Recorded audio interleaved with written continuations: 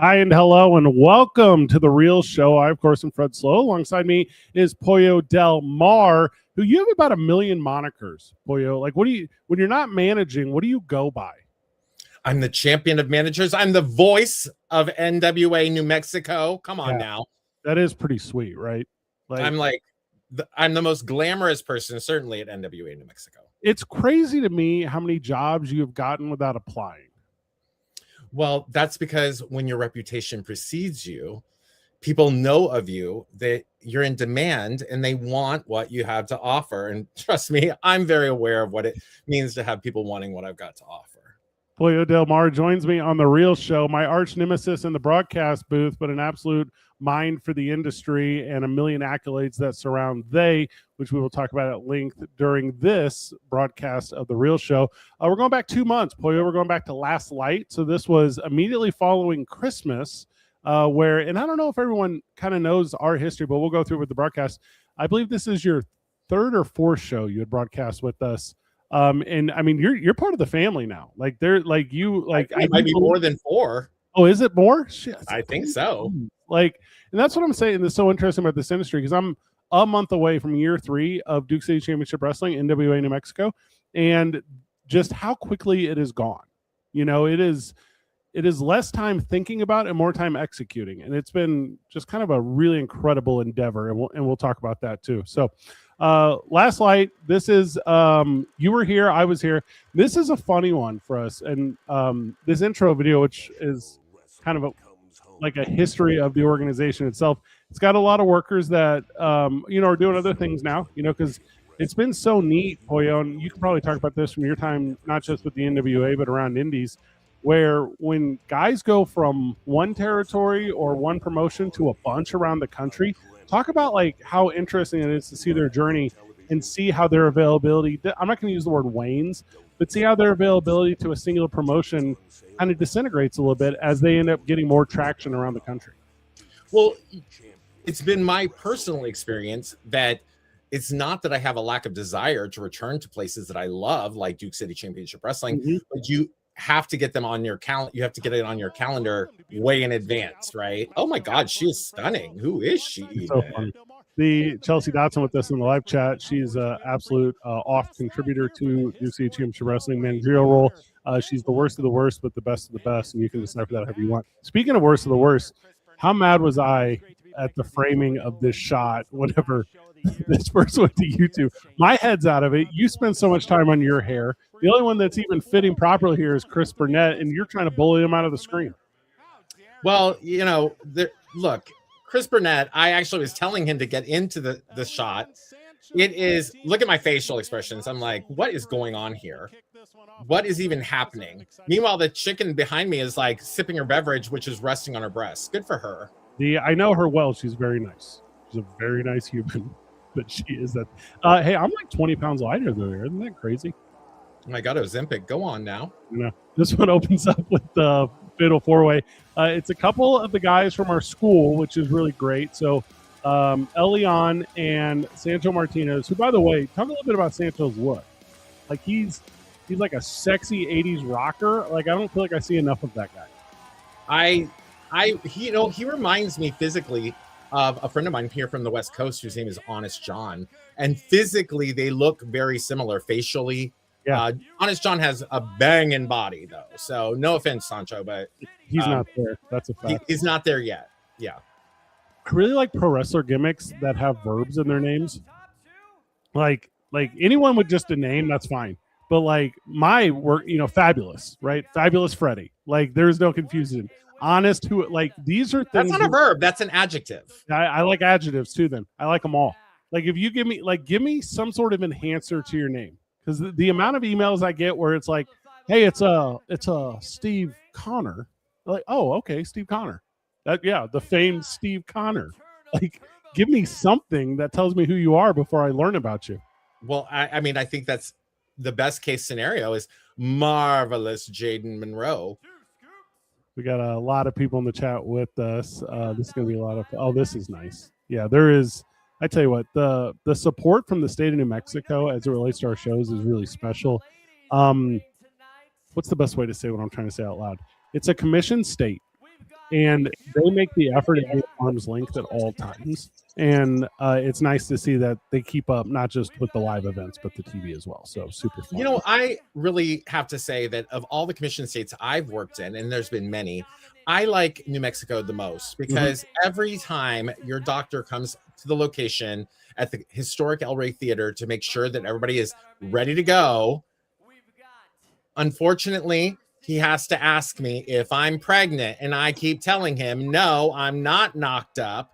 So stop asking. God, get out of my sex life, doc.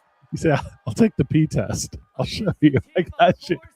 That is, like, are you expecting? And I was like, listen, just because I look like I'm in my third trimester does not mean I'm knocked up. How dare you fat me? You go, Dr. Greg, it's just holiday weight. And he's like, it's March. And I was like, there's a holiday in every month. Yeah. You don't know what I celebrate, is what you tell him. Time going on in the, this is Adam Merrick here. And he's wearing a t-shirt there. And it's, he's got a lot.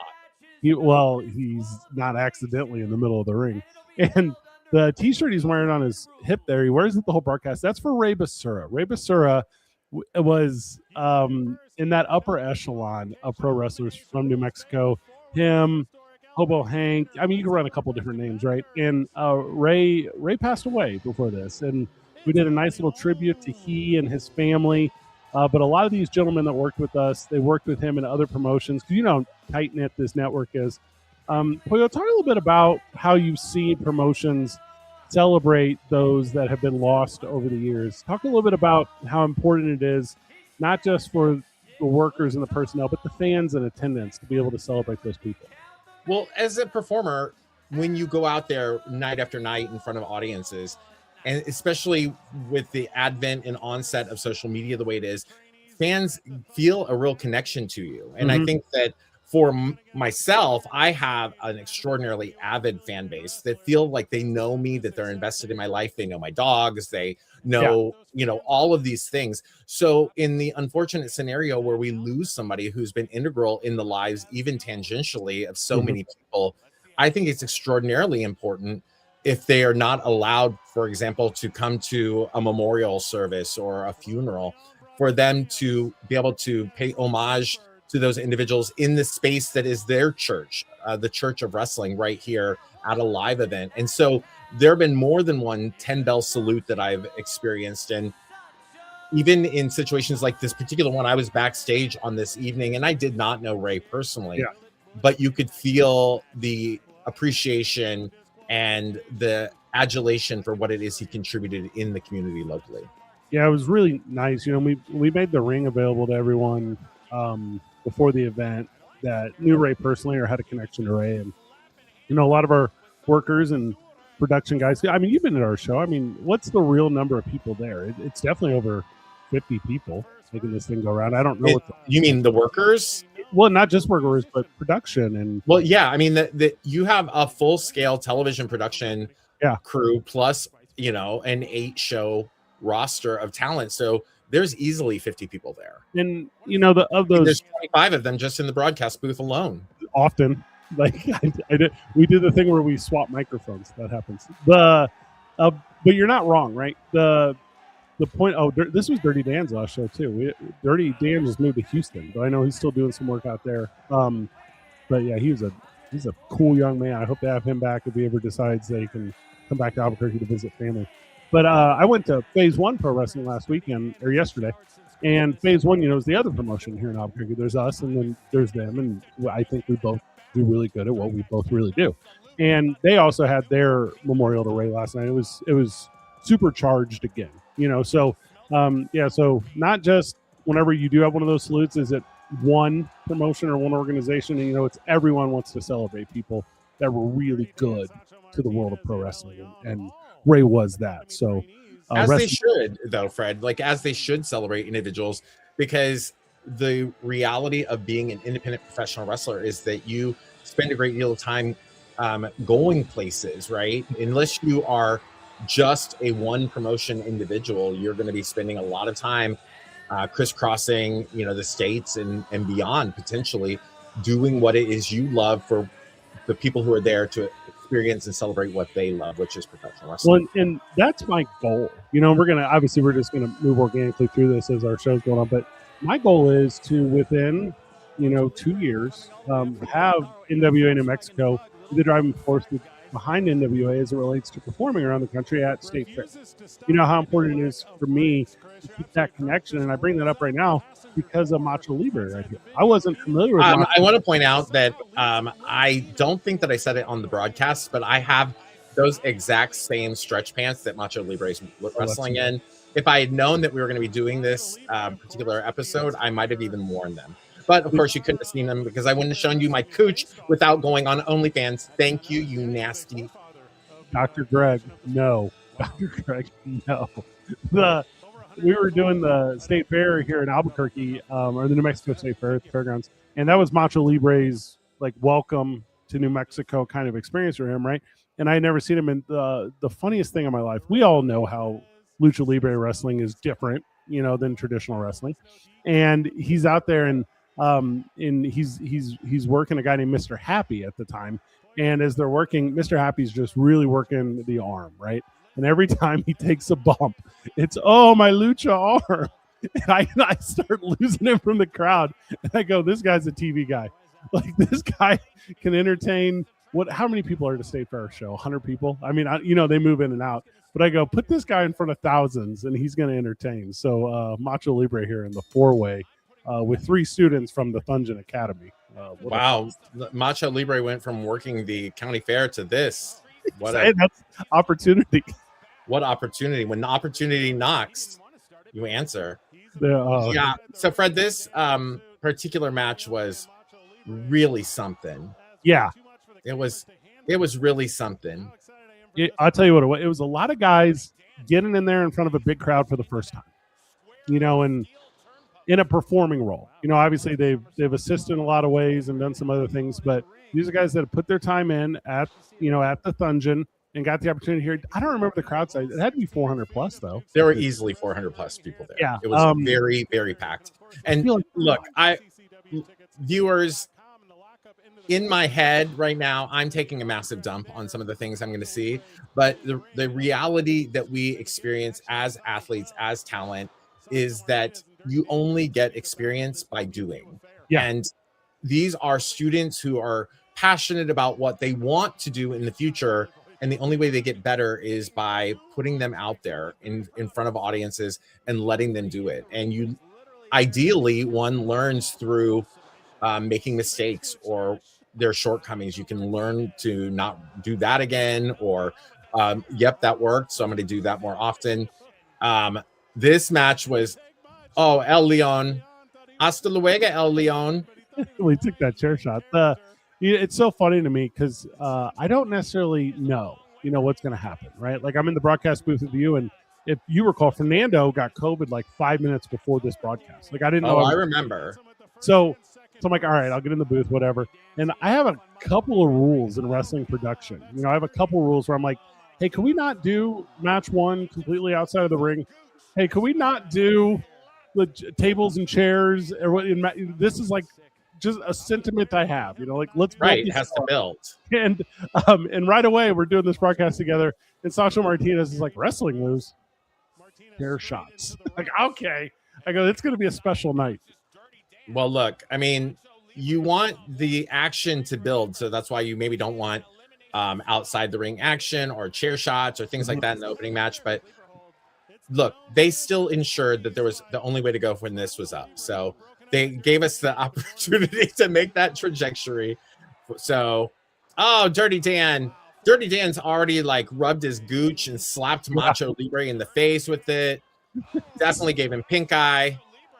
And then up here's the chair again from. I think it's the second chair. I don't even think that's the. It might not even be the signature chair. Who knows? A little fun production note down here in the corner is Dan's out here from Sancho. Photographer Delaney in the corner. I'm not going to give her last name. I met Delaney. We were doing the homecoming game for Eastern New Mexico University, the football game, and Delaney was the photographer out there for the university. She shoots wrestling. She'd never shot it before. Falls in love with it, and she's like, "Fred, can I come to Albuquerque for the next what?" And I'm like, "Yes." Like, You absolutely can. So this young cat down here, and now I know she's moved up to Denver, and she's, how fortunate I've been to be able to connect her with some people. But I know she's doing a ton of events. She's doing all kinds of stuff because she was like, oh, I don't have to just do sports. I can do theater and music and otherwise. So just another little example of people growing, not just the wrestlers in the ring. And the beauty of that story too, really, is that this is a person who did not anticipate that they would be a fan of professional wrestling. And then when you experience it live, all of a sudden it's a very different sentiment that you have. And at the most recent NWA New Mexico show, one of my friends from college who lives in Truth or Consequences brought her husband. And he is not a huge fan of professional wrestling, but she said, look, this is the rule. Only thing I'm going to tell you, every match, doesn't matter who's good or bad or what you know or don't know, just pick somebody and root for them and just enjoy it. And by the halfway point of the show, he was obsessed and having like the best time and said, I never knew that pro wrestling would be so much fun. Well, even my mom, Fred, who has hated professional wrestling my entire life, has come to live events and really gotten into it because it's a very different experience live. Well, NWA New Mexico is different, I think, in a way from a lot of indies as well. How we're not in a KC Hall or we're not in a VFW where, this is a theater. This has theater quality lights and sound, and, it's set up to be a rock and roll environment. We were talking about the lights being brighter for these Sorry. that was a big clothesline is what that was. Oh, what a huge clothesline. Yeah. Oh, the second one. Wow. Well, that's his lucha arm. Yeah, I was telling you, I warned you. Absolutely. But that's exactly what we're talking about, right? Like fans who see us for the first time and maybe, didn't see shows at the Eagles Club or whatever, it definitely is a different experience from what they think independent wrestling might be versus what, this currently is. Oh my. That twisted up right there, didn't he? Oh, yeah. Oh, what a. I tried to save this on commentary. Yeah. Anyway, so it's not only that, Fred. It's not just the environment. The environment, the physical environment, definitely adds to it, right? Because there is so much. It's much more of an experience at NWA New Mexico than many of the venues that I've worked in. I've worked in venues that. Oh wait, Fred, my dog is locked outside. Well, good luck. I'm gonna turn off my camera and for 1 second and let the dog in. This is a classic Baja Man situation, and that's the brilliance of live broadcast on this. I didn't even realize he was locked outside, Fred. Well, you let the dogs out. That is factual. I know. Who let the dogs out? Who? Sorry. So what I was saying is it's a very different physical environment. Than a lot of the venues that I've worked in. But more than that, too, I think that the distinction that I really make between NWA New Mexico and a lot of the indies that I've worked with, and I've worked with indies across the country, is that NWA New Mexico, actually, I should say across the country and internationally, but the action at NWA New Mexico, Duke City Championship Wrestling, is very character driven. And the fans love these characters. They're also extraordinarily aware of the characters. So for a first timer who's watching, I remember so well, Fred, the first time I came and I was watching and I was like, what in the hell is going on here? But by the second time when I came back, I knew all those characters and it was, hey, Matthew Underwood. And I came back and I knew the characters. I knew the stories by this point in time. And it was much more engaging because it's really about the stories. Well, and, I think that's a big part of like how we produce it. Right? Like if you come out for a TV taping, we do a 3-show minimum. We're not interested in having somebody for introducing someone and then, disappearing them from our stories. Because the idea is we want to keep value in everyone we bring in, so if someone comes in and loses, does that necessarily mean they're going to be gone forever? No. It means they're going to have a redemption arc. They're going to have an and then if they make a really good impression, and that's our main event, right? Lonzo. Lonzo came in on a 3-show deal. Lonzo blew the roof off the place. Lonzo is going to be a permanent for years to come in NWA New Mexico. If he's I was shocked at how well received he was. He's wild. Also, this is a good promo by me. God, I'm so good at everything. That guy right there has been wrestling at the academy. She's getting hecka good. Like, we blow through backstage interviewers because they all become bigger and more important roles, like in our organization. It's awesome. It's awesome. This young lady, yeah, Luna Weiss. It's her shoot name, but I don't want to do it. Yeah, so I was like, hey, Lola's doing really good. Yeah, so she's Luna Weiss. Luna, yeah. Hey, that's because I didn't know her gimmick name, so I feel bad. But yeah, she's super like going over in the training. Here's a timely one from today, or this past weekend. The OVW show. Yeah, so you're aware of what happened with Dallas. I totally saw it. Yeah, and I saw it too. And I'm going to tell you what. And we were just talking about the venue. We were just talking about the event. There is so much going on at a live pro wrestling show, and I know there's been a lot of conversation both ways about the reaction to Dallas's situation, and obviously like tending to him, when that time was needed. And I don't know the spot. I don't know if he was supposed to take a bump. I don't know all those things, but you and I know a lot of the people over at OVW that do production. I'm telling you, they're top tier people. Like that is a group that doesn't just help each other, but yearns to help each other. And I did see Dallas today on social media. And I don't know him personally, but I saw he today put up a post talking about how he's going to, make that recovery, and he's got a couple more days, and he is going to come out just great. So that is my take. It is a fellowship, to my understanding, in that ring. And I think whenever everyone became aware, I think they did their absolute best to tend to heat. Yeah, the individuals in that match have taken a lot of heat for not stopping immediately, and I felt that was rather. I felt that was rather unjust, and the reason I'm saying that is because, again, you are at a live event. There's action going on. It's obviously planned that he's going to take a ref bump, which means he goes down in the middle of the ring, and I can guarantee you that as the action's continuing, because he's supposed to be down, right? Yeah. And there's all these people who are like, I could tell by the way he's clinching up, and well, the wrestlers aren't looking at him because he is supposed to be down, but the action is supposed to continue. They don't become aware that anything is going on with him until he hasn't moved out of where he's supposed to have moved so the action can continue. Yeah. And once they start to become aware, you can even tell that the commentary team is unaware of what's happening. They're watching it just like the people watching this video, but even they are unaware of what's happening until they become aware. And it's about, I'm going to say maybe 45 seconds before they realize that something has gone dramatically wrong. Yeah. And at that point, the action does stop.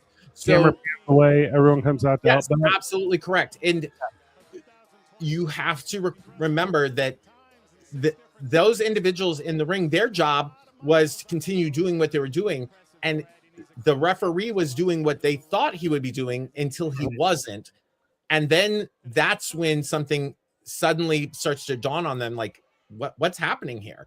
I told a friend of mine, Fred, that my first guess is that the wrestlers in the ring, as opposed to figuring out that there was something wrong with him, they were probably like, what in the hell are you doing? Move. Yeah. Like, they're like, God, you're really milking your moment. I assume that's like what they're thinking until they realize, oh shit. It's so bang, bang, bang, but I think my final thought on it is it's scary. It's a scary moment.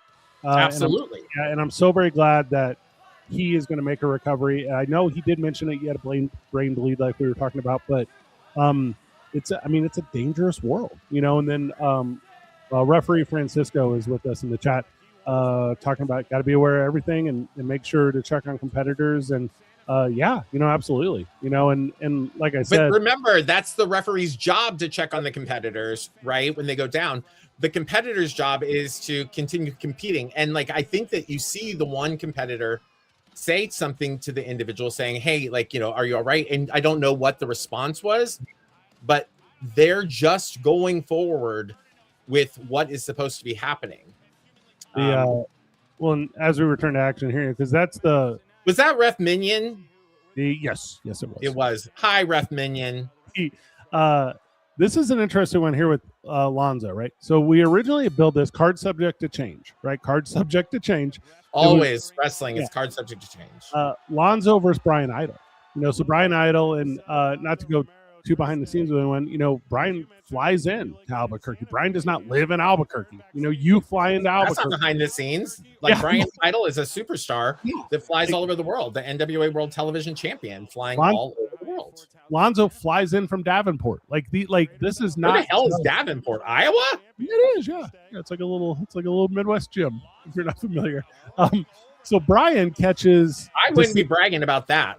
Yeah, I mean it's good. There's like where do you fly him for? Davenport. It's nice. It's like a nice. You could be billed out of Davenport. I think that's Seth Rollins. That's what my great grandmother used to refer to the sofa as. I know. At least in the Davenport. Yeah, I think in Gimmick, a lot of promotions have regained titles on a match in Davenport one time. I think that's Saskatchewan and Davenport. That's where people go to win outside of TV broadcasts. But so Brian catches weather. So literally his plane could not make it to Albuquerque. So I called Triste day of. Like I'm talking, and he had just got married. Like he got literally came back from his honeymoon. Literally. And he's like, yeah, I got you. He's the best. He's just the best guy. So I call, I go, hey, big shoes to fill, brother. Brian Idol's out. And he's like, so I'm working Lonzo because, he's up on the card, and I'm like, yeah.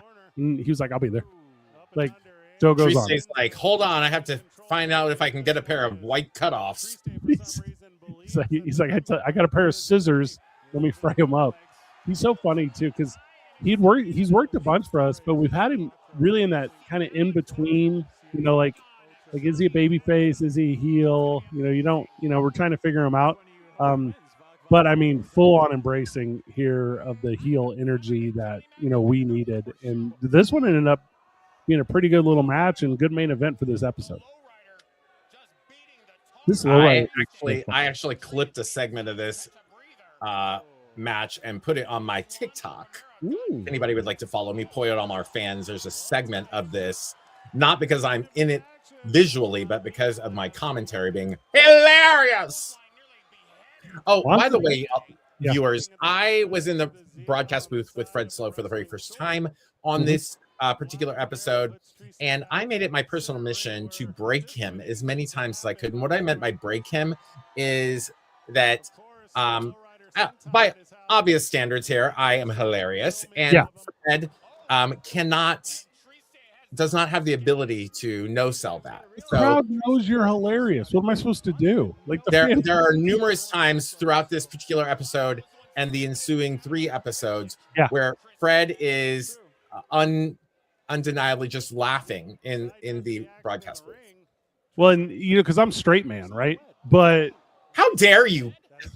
Yeah, right. That's what I'm literally right there. How dare you? You just have them. God, that's like HR worthy.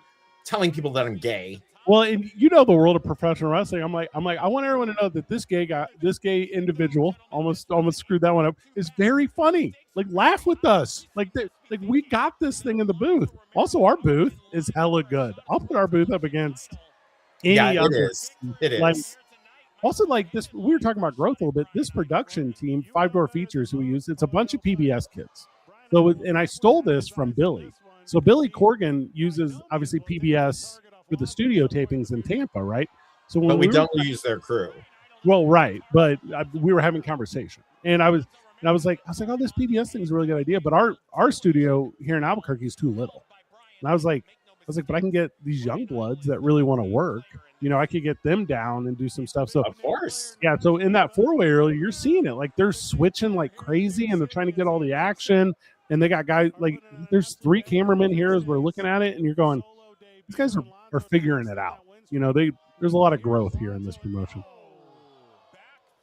Oh, good job here by I was going to say on Lonzo. There's a thing I really like, Pollo, and this is for any indie wrestler out there who's trying to find territory stuff. This is my personal opinion as an owner and a promoter. If you can get the crowd to cheer for you, like there's a lot of guys that can do this, right, and bring the crowd up. There's a lot of guys that can do their call and get their whatever, but the crowd will go into that. And I know he's getting mocked right here, but the crowd will go in. That's the part I posted. That's the part I posted on my TikTok. Yeah, right there. That's so funny. Yeah. Fred Slow says, Oh, he's mocking him. Everybody knows what it means when you drive your lowrider with your left hand.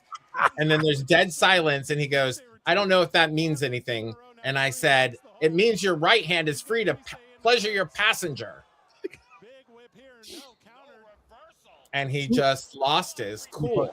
And you know what was killing me too with Chris Burnett in the booth too was whatever, I'll go on these long diatribes and then you'll hit a quip and at the very end Burnett's like oh God, Chris, like your timing is right there every time. He's so funny to me.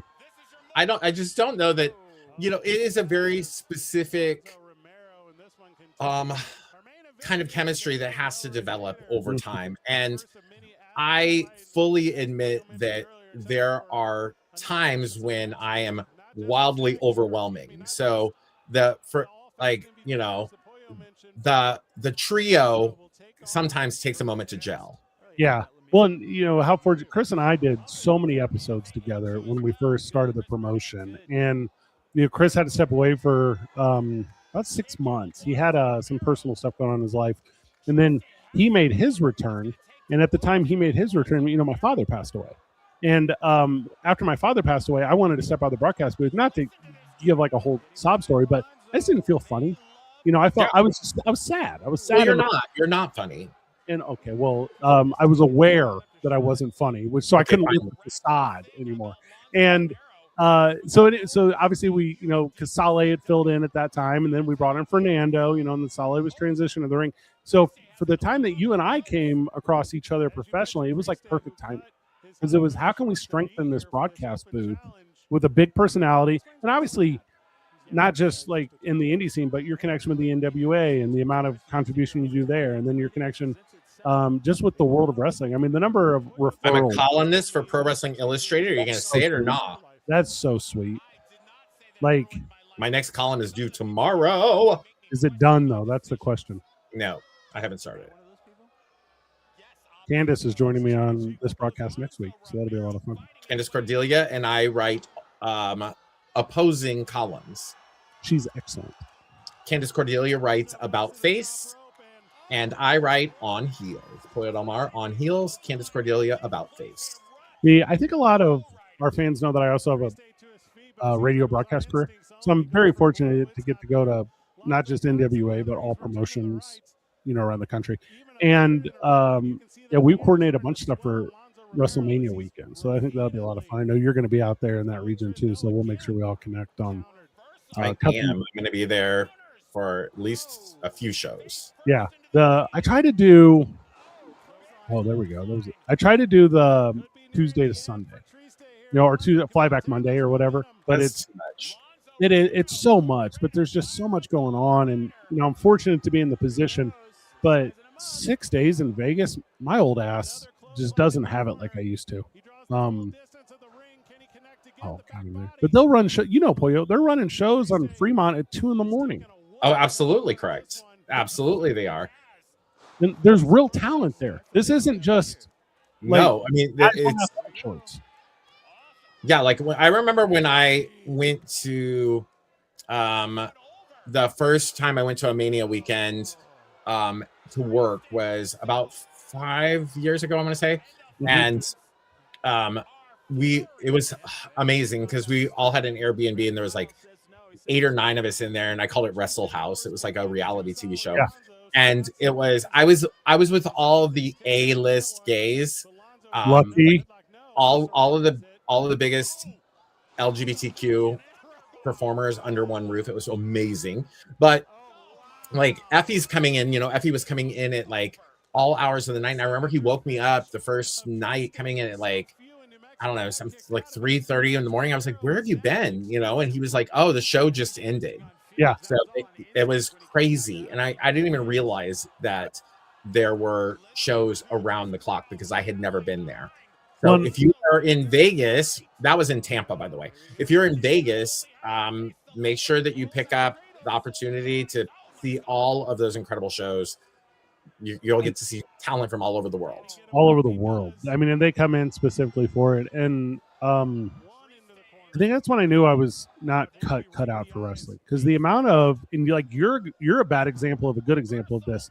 The amount of hey, let's just hang out until 4 a.m. I can't. I physically cannot just belly up to a lobby bar or a hotel, whatever, or a late night diner till 4 in the. I don't have it in me. I love that part of it. I love that part of wrestling. I love that. Oh, we missed the ending. I love that part of professional wrestling where it's the camaraderie. And, you know, for the viewers who are not aware, I don't drink or do any of that stuff. So, No, you're straight edge.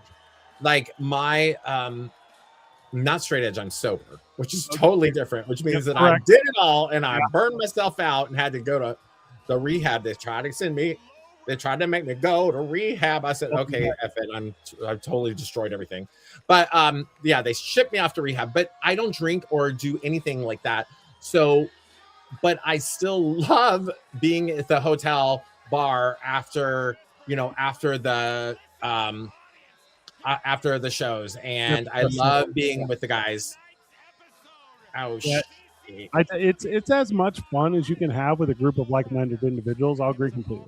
You know, and I like obviously no reason to tell specific stories, but there's a fellowship about it. You know, and when you're included, that's lovely. Of course, yeah, that's a lovely thing. Because it's invite only. I don't know how else to say that. You know what I mean? But if like it's not, it is invite only, but I don't find it to be exclusive. You know what I mean? Like what I mean by that is that at least for NWA, like, you know, everybody who's on the roster is.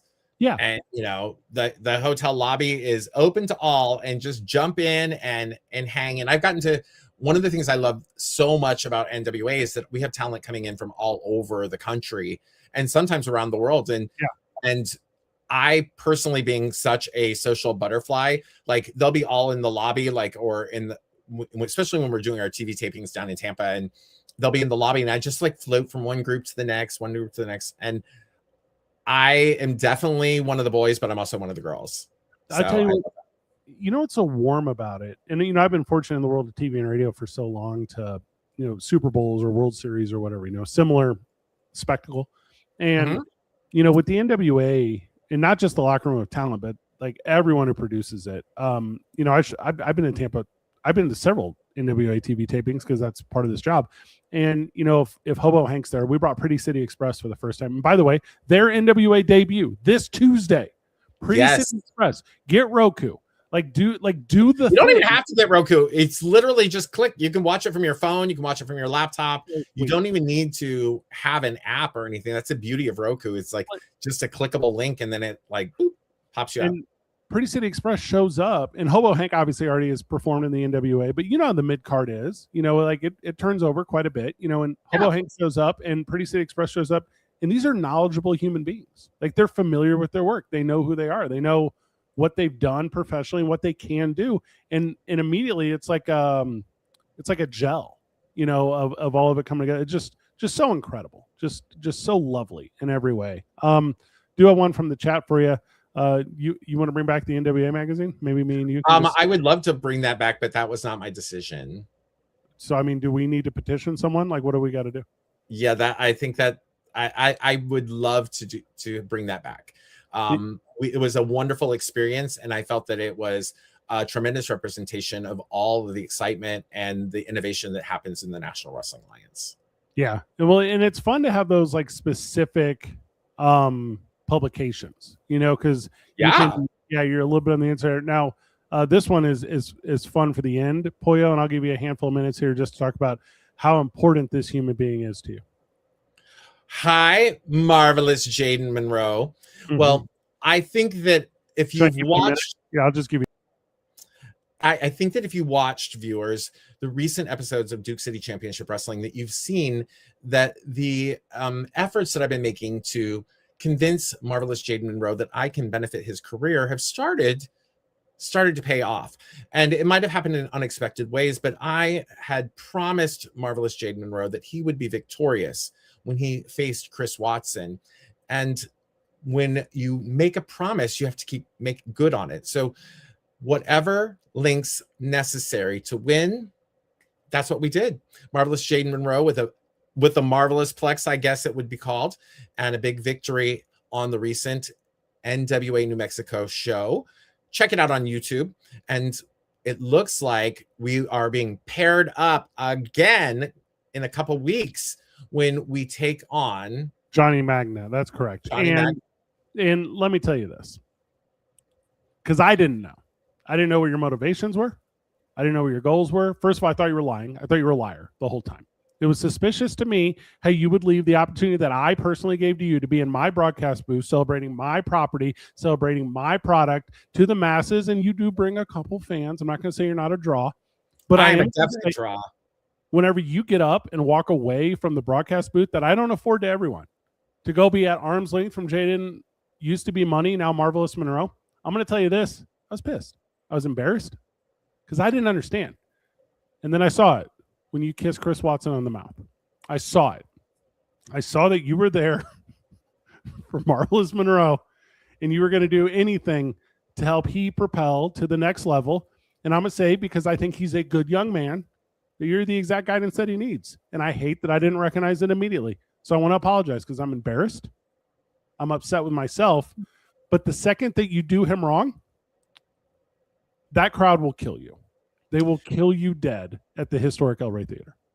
Look, first and foremost, the only reason that the audience is suddenly so enamored with Marvelous Jaden Monroe is because I was there touting his efforts, his talent, his future, because a couple of months ago, they were booing him. They were hateful towards him.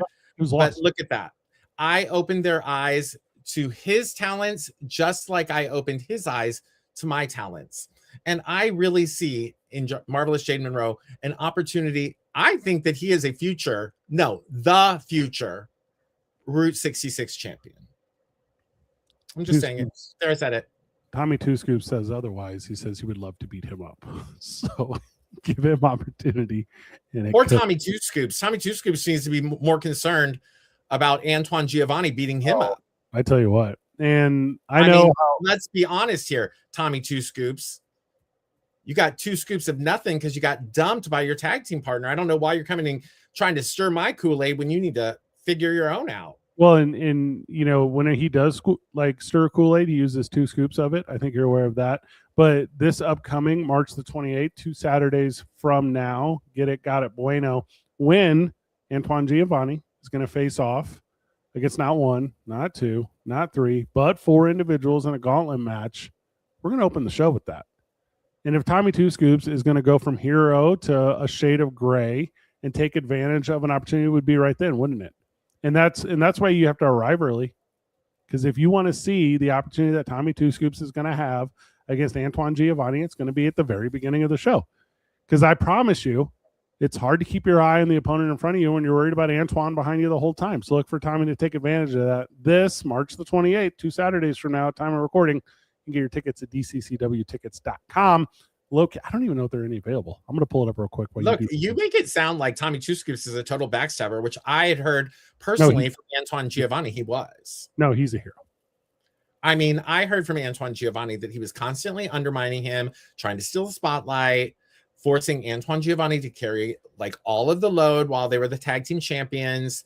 And now you made it sound like Tommy Two Scoops is planning to attack Antoine Giovanni when he is running a gauntlet. Okay, ringsides are gone, but there are some premiums left. But you know how the last 10 days are. Like if you don't get tickets within you won't get them. Yeah, right? That's true, because the vast majority of tickets to professional wrestling 10 days. Like Marvelous Jaden Monroe says his heart grew 3 sizes at the last show, just like the Grinch. What of yours grew 3 sizes, Pollo? Well, you know what grew 3 sizes was his 1-loss record. Yeah, okay. He picked up that huge victory over Chris Watson. Johnny Magna is no joke. Now, I am concerned about this because Johnny Magna is somebody that I've been wildly impressed by. Yeah, so good. And, as a professional wrestling manager, I have spent the last year plus scouting the talent. I didn't come in like hot, like trying to immediately partner up with anybody. I've been here assessing the talent at Duke City Championship Wrestling, seeing people who have true potential, who have growth opportunity, who have championship potential in their future. And Johnny Magna is somebody that I've said openly on commentary many times is an individual who's truly coming into his own in Duke City Championship Wrestling. And Marvelous Jaden Monroe is going to be facing him later this month. And it concerns me because one of those power slaps from Johnny Magna and this match will be over. But I think with the athletic ability and capabilities of Marvelous Jaden Monroe and my like in-ring acumen and outside of the ring genius, I truly do believe that victory will be marvelous that night. So we got this huge roster of talent, right? Like we're so very fortunate in the world of pro wrestling. We have this huge roster of talent. And of all of them, because there are names on here. Hobo Hank's here. Tommy Test is here. Thunder's here. El Grande is here. I mean, there are guys that have done it for years and years and years. Your personal best friend, who you've managed for years, Brian Idol, is right here. We talked about Lonzo earlier. And out of all this talent that is here in front of you, the marvelous one, Jaden Monroe, that's the one you pick? Look, he's not the only one I've gotten my eyes on, but he is the one that I've given my full and undivided attention to. So there's a huge difference there. Yes, absolutely. When you look for somebody on the roster at DCCW who is young, who is hungry, who is talented, who is on a major upward trajectory, Marvelous Jaden Monroe obviously is a prestigious choice. I mean, you see it right there. Johnny's a great competitor. However, in the squared circle, Marvelous points out that he doesn't have to stand there while he tries to hit him. That's the truth. That slap stuff is crazy. Yeah, and he's also extraordinarily strong, which we've been seeing a lot of lately too.